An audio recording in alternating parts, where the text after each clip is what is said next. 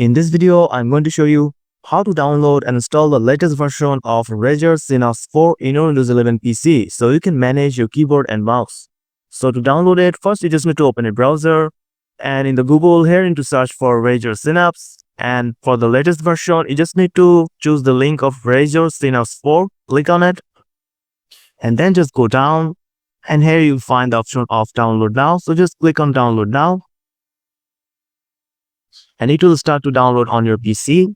After completing the download, just need to click on the application. Then it will start to install on your PC. So you just need to go through the step on your screen.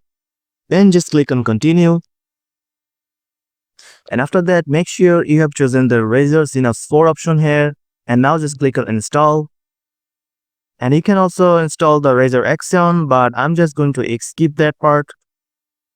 And it will start to download, and after that it will install on your PC. So you just have to wait for a couple of seconds here. Now, as you can see, it's now successfully installed in my PC. Now I just have to click on launch here. Now as you can see, I have successfully installed the Razer Synapse 4 in my PC.